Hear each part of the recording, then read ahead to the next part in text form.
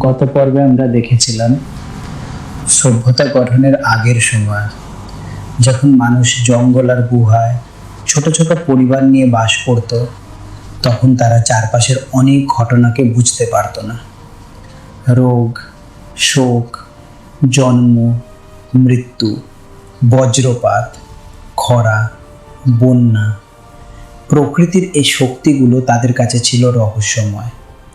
তাই সেই সময়ের মানুষ এই শক্তিগুলোকে ভাবতে শুরু করেছিল ঐশ্বরিক শক্তি হিসেবে, আর নিজেদের ভাষায় এই শক্তিগুলোকে আলাদা আলাদা নামে ডাকত। তবে সেই নামগুলো আজকের মাইথোলজির দেবতাদের নাম ছিল না।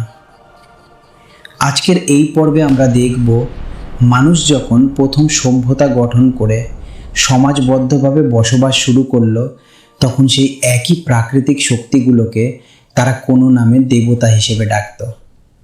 চলুন তাহলে শুরু করা যাক প্রাচীন সভ্যতায় আদি ঈশ্বরের নাম। প্রথম সভ্যতা, সুমেরীয় সভ্যতা। মানব ইতিহাসের সবচেয়ে প্রাচীন নগর সভ্যতাগুলোর একটি সুমেরীয় সভ্যতা। টাইগ্রিস ও ইউফ্রেটিস নদীর মাঝখানে গড়ে উঠেছিল এই সভ্যতা।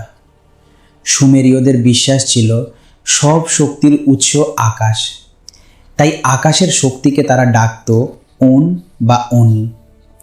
বাতাস ও ক্ষমতার শক্তি এনলিল, জল ও জ্ঞানের শক্তি এনকি, আর সূর্যের শক্তি উতু।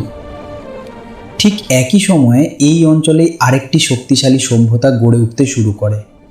এটি ছিল আক্কাদীয় সভ্যতা। এখানকার মানুষ আকাশের শক্তিকে ডাকত অনু, সূর্যের দেবতা শামাস, আর প্রেম ও যুদ্ধের দেবী ইস্টার। সময়ের সাথে সাথে এই অঞ্চলে আরও একটি নতুন সভ্যতা গড়ে ওঠে, ব্যাবিলনীয় সভ্যতা। এখানে প্রধান দেবতা মারদুক, আর আদিম সমুদ্রের শক্তিকে দেবী হিসেবে ডাকা হতো তিয়ামাত, সূর্যের দেবতা শামাস। এরপর এই অঞ্চলে জন্ম নেয় আরও একটি শক্তিশালী সাম্রাজ্য, আসিরীয় সভ্যতা। এখানে সর্বোচ্চ দেবতার নাম আসুর, আর যুদ্ধ ও প্রেমের দেবী ইস্টার। এদিকে এই মেসোপটেমিয়া অঞ্চলের দক্ষিণ পশ্চিমে নাইল নদীর তীরে গড়ে উঠছিল আরেকটি রহস্যময় সভ্যতা, মিশরীয় সভ্যতা। মিশরীয়রা বিশ্বাস করত পৃথিবীর সৃষ্টি হয়েছে এক আদিম জলের মধ্য থেকে।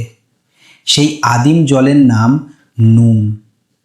সূর্যের শক্তিকে তারা দেবতা হিসেবে ডাকত। সৃষ্টির দেবতা আতুন, আর মৃত্যুর দেবতা ওসিরিস। মিশরের ঠিক দক্ষিণে নাইল উপত্যকার নিচের অংশে গড়ে ওঠে নুবিয়ান বা কুশ সভ্যতা। এখানে আকাশের শক্তিকে বলা হতো আমুন, আর যুদ্ধের শক্তিকে দেবতা হিসেবে ডাকত আপেডেমাক। এদিকে পৃথিবীর আরেক প্রান্তে দক্ষিণ এশিয়ায় সিন্ধু নদীর তীরে গড়ে উঠছিল সিন্ধু সভ্যতা। এই সভ্যতার লিপি এখনও পুরো পড়া যায়নি, তবে প্রত্নতাত্ত্বিক প্রমাণে দেখা যায় তারা সম্ভবত পাশুপাতি নামে এক দেবতার পূজা করত। সময়ের সাথে সাথে এই অঞ্চলে জন্ম নেয় বৈদিক সভ্যতা। এখানে দেবতারা মূলত প্রকৃতির শক্তি। আকাশের শক্তি দিউস, বজ্রের শক্তি ইন্দ্রা, আগুনের শক্তি অগ্নি, জল ও মহাজাগতিক নিয়মের শক্তি ভারুণা। এরপর মধ্য এশিয়া ও ইরান অঞ্চলে গড়ে ওঠে প্রাচীন পারস্য সভ্যতা। এখানে সর্বোচ্চ দেবতা আহুরা মাজদা, আর আলো ও চুক্তির দেবতা মিথ্রা। আরও উত্তরে যাযাবর জনগোষ্ঠীর মধ্যে গড়ে ওঠে স্কিথিয়ান সভ্যতা। আগুনের শক্তিকে তারা বলতো তাবিটি, আর আকাশের শক্তিকে পাপাইয়স। এদিকে ভূমধ্য সাগরের দিকে তাকালে ক্রিট দ্বীপে গড়ে উঠছিল আরেকটি রহস্যময় সভ্যতা, মিনোয়ান সভ্যতা। এই সভ্যতায় পূজিত হতো এক শক্তিশালী মাতৃদেবী, তাকে বলা হতো পটনিয়া। এই নামের অর্থ মহান দেবী বা প্রভুস্থানীয় নারী শক্তি। সময়ের সাথে সাথে গ্রিস অঞ্চলে জন্ম নেয় আরেকটি সভ্যতা, মাইসেনীয় সভ্যতা। এখানে সমুদ্রের শক্তিকে দেবতা হিসেবে ডাকত পসেইডন, আর আকাশের শক্তিকে জিউস। এরপর ধীরে ধীরে এই অঞ্চলে গড়ে ওঠে বিশ্ব ইতিহাসের অন্যতম প্রভাবশালী সভ্যতা, গ্রিক সভ্যতা। গ্রিকদের মতে সৃষ্টির শুরু হয়েছিল কেওস থেকে। তারপর পৃথিবীর দেবী গাইয়া, আকাশ দেবতা ইউরেনাস, আর সূর্যের দেবতা হেলিওস। গ্রিক সভ্যতার পর ইতালির উপদ্বীপে জন্ম নেয় রোমান সভ্যতা। রোমানরা গ্রিক দেবতাদের ধারণাকে নতুন নাম দেয়। আকাশের দেবতা জুপিটার, যুদ্ধের দেবতা মার্স, আর প্রেমের দেবী ভিনাস। এদিকে পশ্চিম ইউরোপের বিস্তীর্ণ অঞ্চলে বসবাস করত কেল্টিক জনগোষ্ঠী।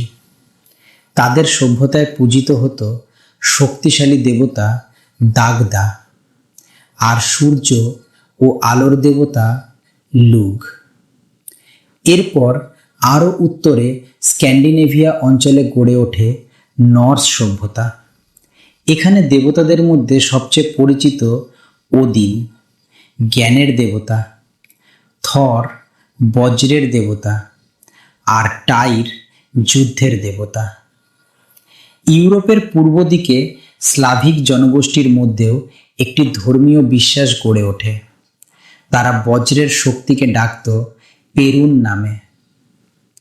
এদিকে পৃথিবীর অন্য প্রান্তে পূর্ব এশিয়ায় গড়ে উঠছিল চীনা সভ্যতা। এখানে সর্বোচ্চ দেবতার নাম সাংদি, আর আকাশের শক্তিকে ডাকা হতো টিয়ান। চীনের পূর্ব দিকে জাপানের দ্বীপপুঞ্জে জন্ম নেয় জাপানি সভ্যতা। জাপানি শিন্তোপনের শিন্তো বিশ্বাসে সূর্যের দেবীর নাম আমাতেরাসু, আর সৃষ্টিকর্তা দেবতা ইজানাগি এবং ইজানামি। এই অঞ্চলের কাছেই কোরিয়ান উপদ্বীপে গড়ে ওঠে কোরিয়ান সভ্যতা। এখানে আকাশের শক্তিকে ডাকা হতো হানেউল্লিম নামে। এদিকে আফ্রিকার পশ্চিম অঞ্চলে গড়ে ওঠে ইয়োরুবা সভ্যতা। এখানে সর্বোচ্চ সৃষ্টিকর্তা ওলোদুমারে, আর বজ্রের শক্তির দেবতা সাঙ্গো। পৃথিবীর আরেক প্রান্তে আমেরিকা মহাদেশে জন্ম নেয় মায়া সভ্যতা। এখানে দেবতাদের মধ্যে গুরুত্বপূর্ণ ছিল ইজ্জামনা, আর পালক সাপ দেবতা কুকলকান। এরপর মেক্সিকো অঞ্চলে উত্থান ঘটে অ্যাজটেক সভ্যতার। তাদের দেবতা কোয়েৎজালকোয়াটল, আর সূর্যের দেবতা হুইচিলোপোচটলি। আরও দক্ষিণে অ্যান্ডিজ পর্বতমালার পাশে গড়ে ওঠে ইনকা সভ্যতা। এখানে সৃষ্টিকর্তা ভিরাকোজা, আর সূর্যের দেবতা ইন্টি। সবশেষে প্রশান্ত মহাসাগরের বিস্তীর্ণ দ্বীপপুঞ্জে গড়ে ওঠে পলিনেশিয়ান সভ্যতা। তারা সমুদ্রের শক্তিকে ডাকতে ট্যাঙ্গারোয়া, আর বন ও প্রকৃতির শক্তিকে তানে। যদি আমরা পৃথিবীর এই সব সভ্যতার দেবতাদের দিকে তাকাই, তাহলে একটি আশ্চর্য বিষয় দেখা যায়। সভ্যতাগুলো পৃথিবীর ভিন্ন ভিন্ন প্রান্তে জন্ম নিয়েছিল। তাদের ভাষা আলাদা ছিল, সংস্কৃতি আলাদা ছিল, তবুও তাদের দেবতাদের মধ্যে অদ্ভুত এক মিল দেখা যায়। কোথাও আনু, কোথাও জিউস, কোথাও জুপিটার, কোথাও দিউস। নাম আলাদা হলেও ধারণাটা এক। মানুষ প্রথমে দেবতা বানায়নি, মানুষ প্রথমে দেবতা দেখেছিল প্রকৃতির শক্তির মধ্যে। পৃথিবীর বিভিন্ন সভ্যতায় আমরা দেখলাম মানুষ প্রকৃতির শক্তিগুলোকে ভিন্ন ভিন্ন নামে দেবতা হিসেবে ডাকতে শুরু করেছিল। কিন্তু এখানেই একটি নতুন প্রশ্ন জন্ম নিতে শুরু করে। এই দেবতারা কোথা থেকে এসেছে? তারা কোথায় থাকে? তাদের জগৎ কেমন? মানুষ যখন এই প্রশ্নগুলোর উত্তর খুঁজতে শুরু করলো, তখন ধীরে ধীরে এই প্রাকৃতিক শক্তির দেবতাদের ঘিরে নতুন নতুন গল্প তৈরি হতে লাগলো। এই গল্পগুলোই ক্রমে রূপ নিতে শুরু করে মাইথোলজিতে। একসময় এই দেবতাদের নিয়ে হতে থাকে হাজার হাজার কাহিনী, মহাকাব্য, ধর্মীয় গ্রন্থ। আর এই গল্প ও বিশ্বাসগুলোই সময়ের সাথে সাথে বিভিন্ন সভ্যতার মধ্যে ধীরে ধীরে রূপ নিতে থাকে ধর্মীয় ব্যবস্থায়। পরবর্তী পর্বে আমরা দেখব কিভাবে প্রকৃতির শক্তি হিসেবে শুরু হওয়া এই মাইথোলজির মোহরে পর্তুগিজ মহান দেবতাদের মধ্যে